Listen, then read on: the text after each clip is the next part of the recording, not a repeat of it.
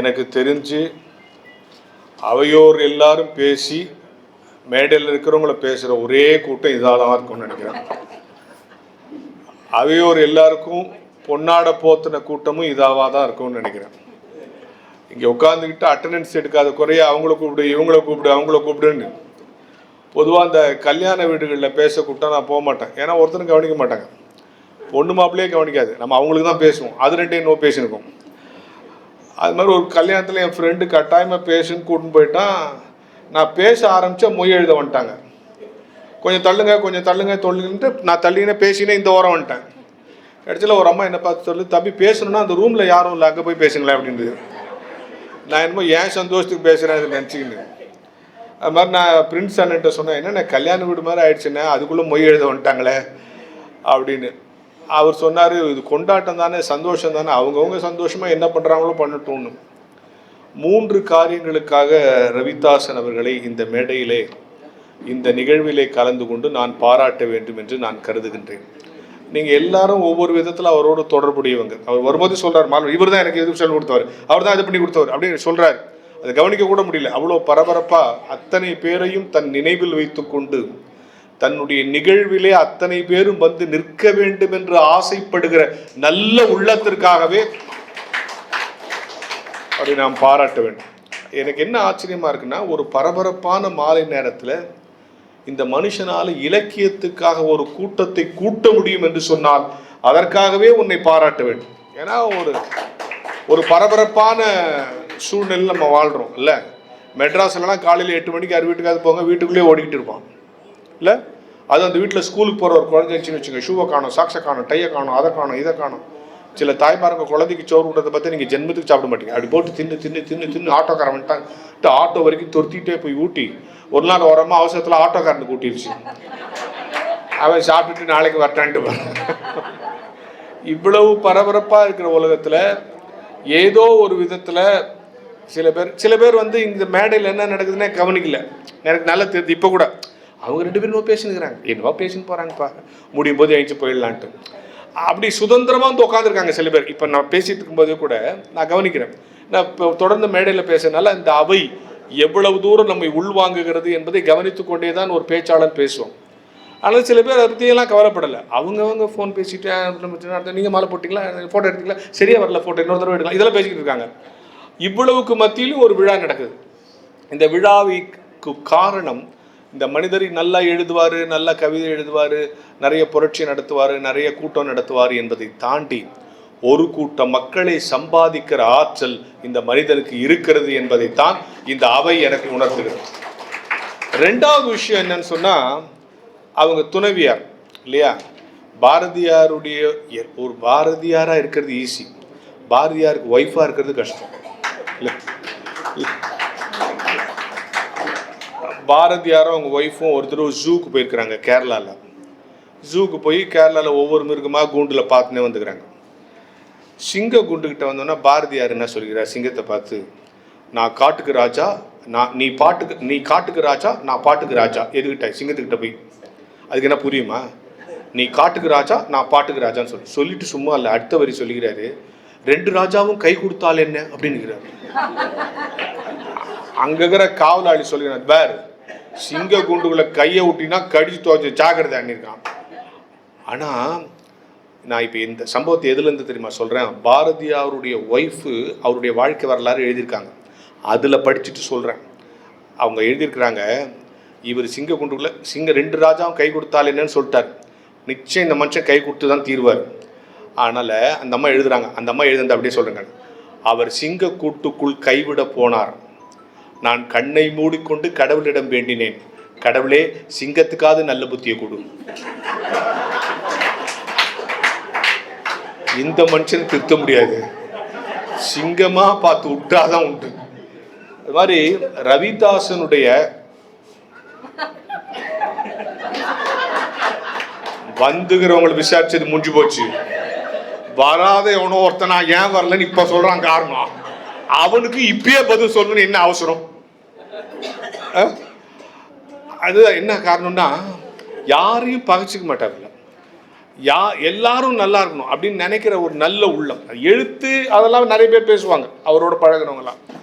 எல்லா மனிதரையும் மதிக்க வேண்டும் அப்படின்னு சொல்லிட்டு நினைக்கிற அந்த பாங்கு இருக்கு பாருங்க. இப்போ அதுதான் அது இங்கே கவனிக்கப்பட வேண்டிய ஒன்று. இன்னைக்கு ஏன் இந்த மாதிரியான கூட்டம் தேவை தெரியுமா? இப்போ நான் பிரின்ஸ் அண்ணன்ட்ட பேசிகிட்டு இருந்தேன்.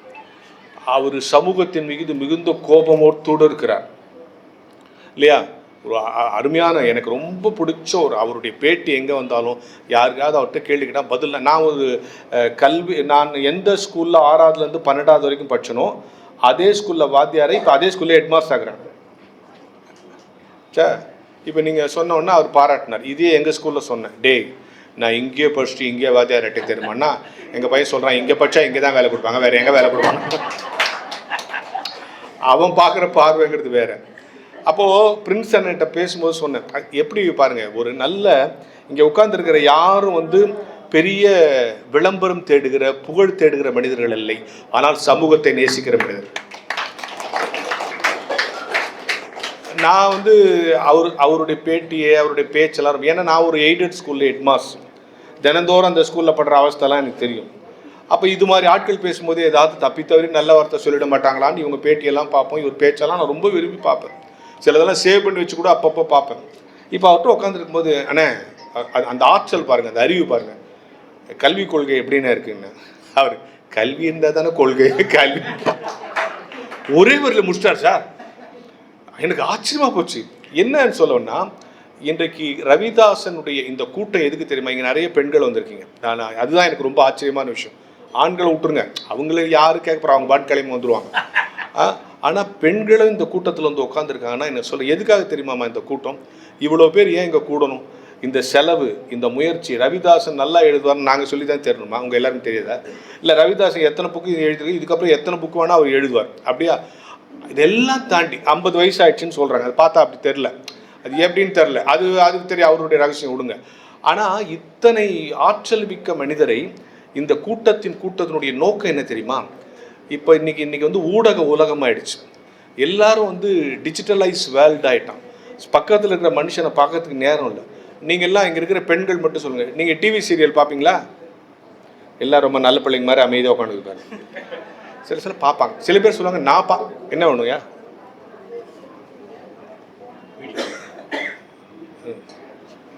எடுத்துட்டீங்களா, நிறுத்துங்க. ஜனங்க 4 நல்ல விஷயத்தை கேட்க விடுங்க. டிவி வீடியோ தான் அந்த நாடு நாசமாக போகுது. கேளுங்க. இப்போ எதுக்காக தரணும் இந்த கூட்டம்? நல்லா கவனிங்க.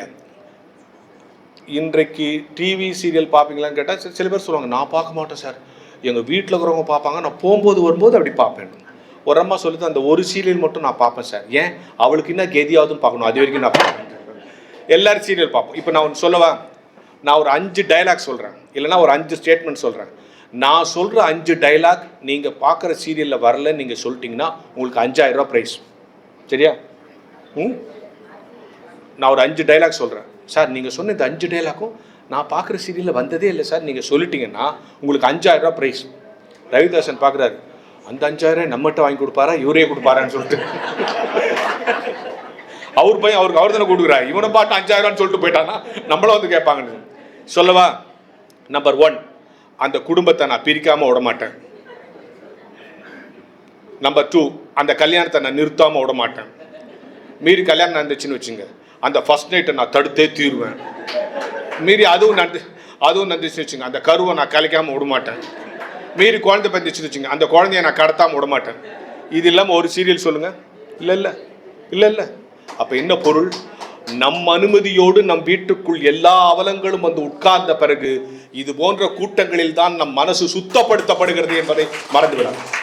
அதுக்காக அந்த ரவிதாசன் நம்ம நன்றி சொல்லணும். கொஞ்ச நேரம் நம்மளை இந்த அழுக்குகள் தான் விலக்கி நல்ல மனிதர்களை சந்திக்கிற சந்தோஷமா இருக்கிற ஒரு சூழலை இந்த மனிதன் உருவாக்கி கொடுத்துக்கார். இந்த நூலை பற்றி பேசுவது, அவர் எழுத்தை பற்றி பேசுவது, அவர் இலக்கியத்தை பற்றி பேசுவது என்பதை தாண்டி ஒரு நல்ல மனிதர். இன்னும் நூற்றாண்டுகள் யோசித்து பாருங்க, இத்தனை பேர் எதுக்கு வந்திருக்கோம்? நம்ம எல்லாரும் ஏதோ ஒரு விதத்தில் ரவிதாசனோட இல்லைப்பா, அவர் நம்ம அந்த தம்பி கட்டாது போகணும். அதாவது அவர் சொன்னார் பாருங்க, அவர் காங்கிரஸ் கவுன்சிலர், ஒரு அரசியல்வாதி இவ்வளோ உண்மையாக பேசுகிறத நான் இன்றைக்கி தான் பார்க்குறேன். என்ன இவர் அரசியல்வாதி இருக்கிறதுக்கு லாய்க்கு இல்லைன்னு நினைக்கிறேன். அவர் என்ன சொல்கிறார் தெரியுமா? என்னை கூப்பிடவே இல்லை, வாட்ஸ்அப்பில் பார்த்தா நானா வந்துட்டேங்கிறேன். எவ்வளோ ஒரு ஒரு இந்த ஸ்டேட்மெண்ட்டை ஒரு அரசியல்வாதி சொல்கிறார் பாருங்க. கூப்பிட்டாலே சில பேர் லேட்டாக வந்துட்டு நானோட அண்ணன் அவர்கள் பல்வேறு வேலைகளுக்கு மத்தியில் அப்படின்லாம் சொல்கிறான்ல. இப்போ ஒன்றுமே வேலை இருக்காது அவருக்கு. அவன் சொல்லுவான் அண்ணன் அவர்கள் பல்வேறு வேலைகளுக்கு மத்தியில். நம்ம அப்படிலாம் இல்லாமல் போஸ்டரில் அந்த இன்னும் வாட்ஸ்அப்பில் பார்த்தேன் நான் வந்துட்டேன் அப்படின்னு இங்கே இருக்கிற எல்லாரும் நம்மெல்லாம் பெரிய ஆள் கிடையாது, பெரிய புகழ்பெற்றவங்க பணக்காரங்க கிடையாது, வசதியானவங்க கிடையாது. ஆனால் நம் எல்லோருக்கும் இந்த சமுதாயத்தின் மீது அக்கறையும் நல்ல மனித உறவும் இருக்கிற காரணத்தினால்தான் நாம் இங்கே கூடி. நான் இந்த மேடையை பார்க்குறேன். இந்த தொகுப்பாளர் அம்மா வாசிக்கும் போது அந்த ரவிதாசன் அந்த அம்மாவை படுத்துன பாடு, இவரை கூப்பிடு அவரை கூப்பிடு, அந்த அம்மா பேப்பர் வச்சு எதை தான் கூப்பிடுறதுன்னு தெரியல. அந்த அளவுக்கு ப்ரோக்ராம் ஒரு ஆர்கனைஸ்டாக நடக்கணுங்கிற அவசியம் இல்லை. ஆனால் வந்திருக்கிற யாரும் குறையோட போயிடக்கூடாது, யாரையும் நம்ம கவனிக்காம போயிடக்கூடாது, யாருக்கு அங்கீகாரம் கொடுக்க முடியாதுன்னு நினைக்கிறாரே அந்த ஒரு மனதிற்காக ரவிதாசனை எத்தனை பாராட்டினாலும் தகுந்த. எனவே நான் பிரின்ஸ் கஜேந்திர பாபு அண்ணன் அவர்கள் நிறைய பேச வேண்டும், நீங்கள் நிறைய கேட்கணும். ஒன்று சொல்கிற ரவிதாசன் நிறைய புத்தகம் எழுதுது, நீ எழுத ஆரம்பிச்சு. அந்த அவர் கலைஞரை பற்றி எழுதின புத்தகம், இளையராஜாவை பற்றி எழுதின புத்தகம் எல்லாம் நான் நீங்களும் வாசித்திருக்கீங்க. புத்தகம் வாசிக்கிற அப்படி போது கிடைக்கிற ஒரு அனுபவம் என்னென்னா, ஒரு புக்கை படிக்கும்போதே அது வேகமாக படித்து முடிச்சிடணும் அப்படிங்கிற எண்ணத்தை அந்த புத்தகம் கொடுக்கும். இன்னொன்று படிக்கிறவங்களுக்கு நம்மளும் எழுதணுங்கிற எண்ணம் கொடுக்கும். நீங்கள் அப்துல் கலாம் சாகிறதுக்கு முன்னால் அரியலூரில் கடைசியாக தமிழ்நாட்டில் பேசின ஒரு கூட்டம் அரியலூரில் நடந்துச்சுன்னு. அப்போ அந்த அவர் பேசி போனதுக்கு பிறகு அடுத்தது எங்களுடைய நிகழ்ச்சி. ஆனால் நான் போயிருந்தேன். அப்போ அங்கே அரியலூரில் ஒரு 8ஆம் கிளாஸ் பையன் ஒரு கவிதை எழுதினான். நம்மெல்லாம் இந்த சாராய கடையை மூடணும்னு எவ்வளோ போராட்டம் நடத்தணும், எவ்வளோ பேசணும். ஒரு 8ஆம் கிளாஸ் பையன் ஒரு சின்ன கவிதை எழுதி மொத்த மேட்ரையும் முடிச்சிட்டான். அவன் எழுதுறான் ஒரு கவிதை என்ன தெரியுமா? ஒருத்தன் குடிச்சிட்டு உட்காருங்க, அவருக்கு உட்கார இடம் வாங்க, உட்காரு.